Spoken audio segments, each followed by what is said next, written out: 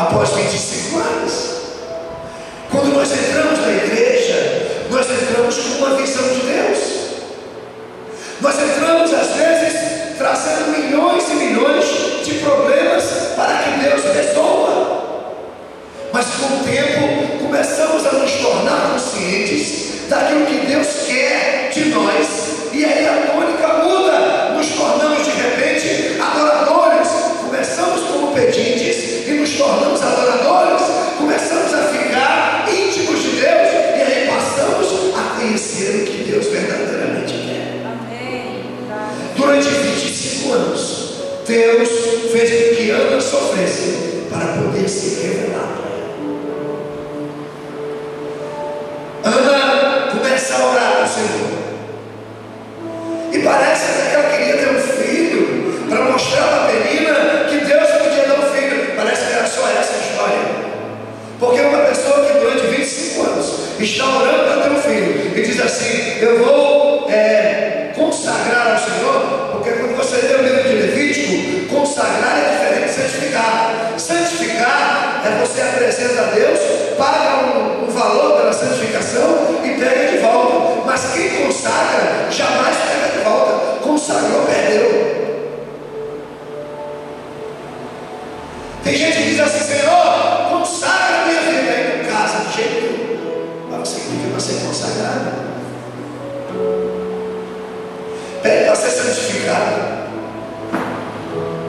Porque o que consagra é dado a Deus. Observe, esses instrumentos são consagrados. Só pode ser usados aqui. Não vão ser usados no pagode, no forró, no axé, na festa. É consagrado ao templo, tem que ficar aqui. Tudo que é consagrado a Deus pertence a Deus. E Ana está dizendo: se o Senhor me der um filho, eu vou consagrar o Senhor por todos os dias que ele viver. Não faz sentido. E o que faz sentido? Você vai entender agora. Pegue sua Bíblia no capítulo 1, versículo de número 21. Eu vou começar a tratar essa história para você.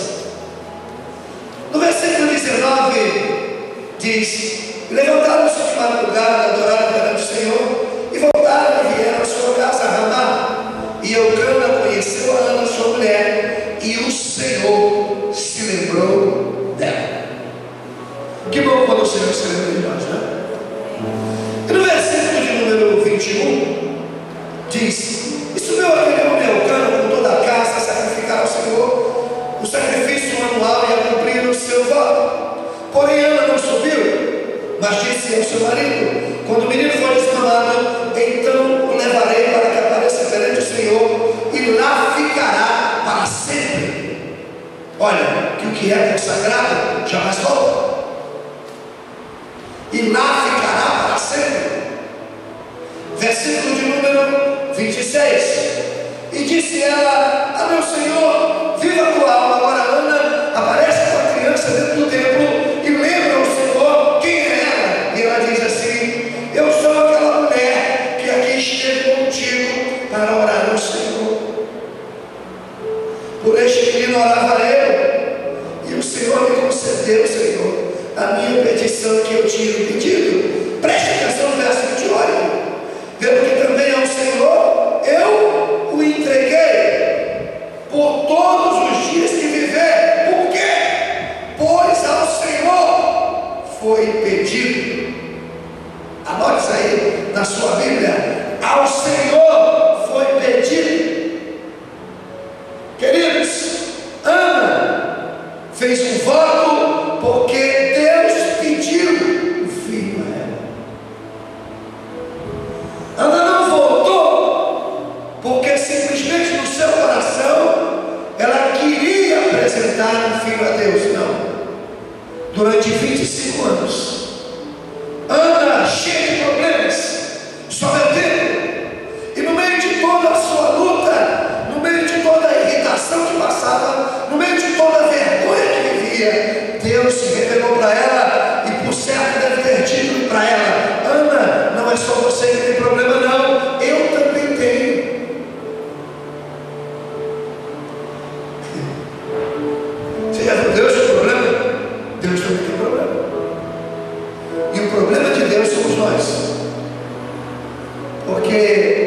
muitas vezes nós não fazemos como Deus quer que façamos.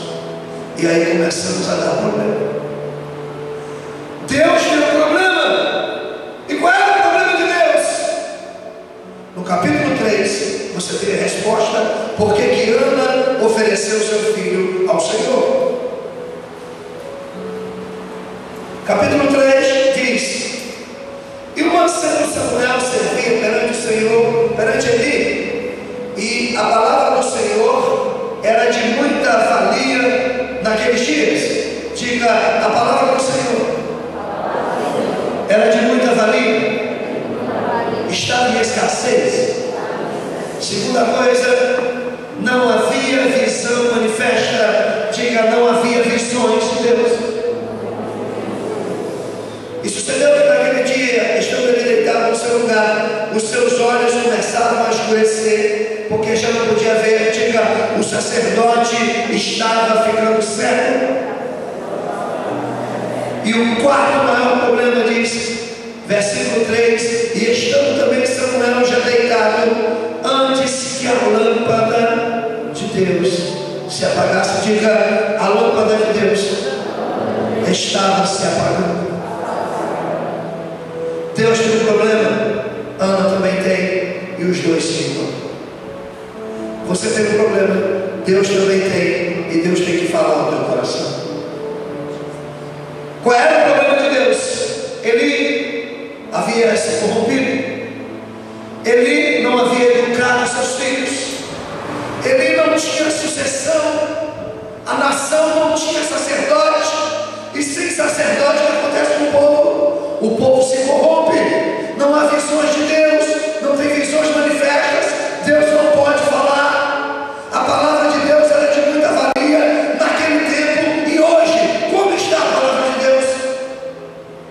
Será que todo mundo que prega é verdadeiro? Será que todo mundo vive aquilo que prega? Ou será que não existe hoje uma escassez da palavra de Deus? Será que não está escrito nos profetas? Ele disse: haverá um tempo em que o povo terá falta não somente de pão, mas da minha palavra. Quem é que valoriza tanto a palavra de Deus hoje? Quem tem coragem de morrer por essa palavra?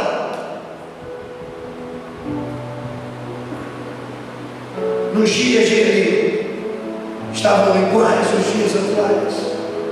Seus filhos se prostituíam dentro do templo, não podiam ser os futuros sacerdotes. Deus tem um problema, eu não tenho sacerdote, eu preciso que alguém na nação entenda o que eu estou sentindo e me entregue um filho para que eu consagre esse filho e ele seja um sacerdote. Então Deus, no meio de uma multidão, olhou para uma mulher, fechou a sua madre